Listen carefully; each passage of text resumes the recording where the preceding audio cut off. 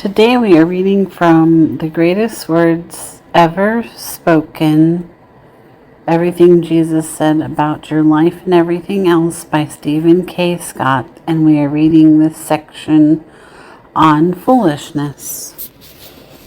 Lord, help us to be wise by following your word. Matthew 7:21 through 27. Not everyone who says to me, Lord, Lord, shall enter the kingdom of heaven, but he who does the will of my Father in heaven. Many will say to me in that day, Lord, Lord, have we not prophesied in your name, cast out demons in your name, and done many wonders in your name? And then I will declare to them, I never knew you. Depart from me, you who practice lawlessness. Therefore, whoever hears these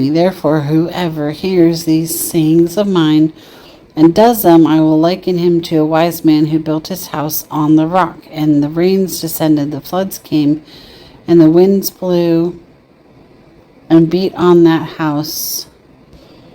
And it did not fall, for it was founded on the rock. But everyone who hears these sayings of mine and does not do them will be like a foolish man who built his house on the sand. And the rain descended, the floods came, and the wind blew and beat on that house, and it fell, and great was its fall. Luke 11:39 through 44. Then the Lord said to them, Now then, you Pharisees, clean the outside of the cup and dish, but inside you are full of greed and wickedness. You foolish people, did not the one who made the outside make the inside also?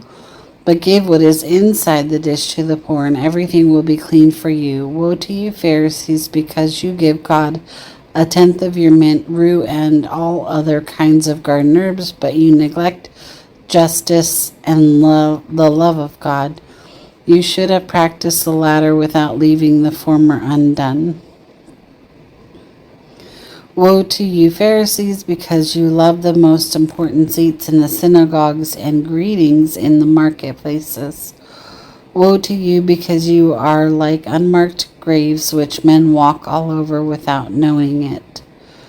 Someone in the crowd, Luke 12:13 through 21. Someone in the crowd said to him, Teacher, tell my brother to divide the inheritance with me. Jesus replied, Man who appointed me a judge or an arbitrator between you? Then Jesus said to them, Watch out, be on your guard against all kinds of greed. A man's life does not consist in the abundance of his possessions. And he told them this parable. The ground of a certain rich man produced a good crop. He thought to himself, What shall I do? I have no place to store my crops. Then he said, This is what I'll do. I will tear down my barns and build bigger ones, and there I will store all my grain and my goods. And I'll say to myself, You have plenty of good things laid up for many years. Take life easy, eat, drink, and be merry. But God said to him, You fool, this very night your life will be demanded of you. Then who will get what you have prepared for yourself? This is how it will be with anyone who stores up things for himself, but is not rich toward God. Luke 12:42 through 49. The Lord answered, Who then is the faithful and wise manager whom the master puts in charge of his servants to give them their food allowance at the proper time? It will be good for that servant whom the master finds doing so when he returns. I tell you the truth, he will put him in charge of all his possessions.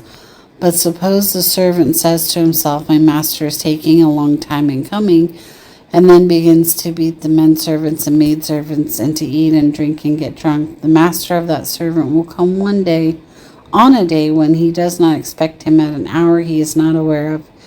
He will cut him to pieces and assign him a place with the unbelievers. That servant who knows his master's will and does not get ready or does not do what his master wants will be beaten with many blows. But the one who does not know and does things deserving punishment will be beaten with few blows. From everyone who has been given much, much will be demanded, and from the one who has been entrusted with much, much more will be asked. I have come to bring fire on the earth, and how I wish it were already kindled. Luke 14:27 through 33.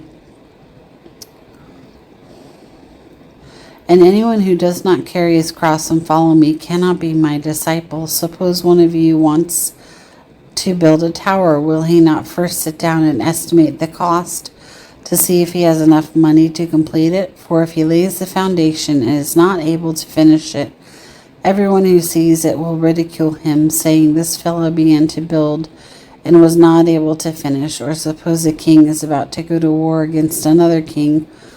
Will he not first sit down and consider whether he is able with 10,000 men to oppose the one coming against him with the 20,000? If he is not able, he will send a delegation while the other is still a long way off, and will ask for the terms of peace. In the same way, any of you who does not give up everything he has cannot be my disciple."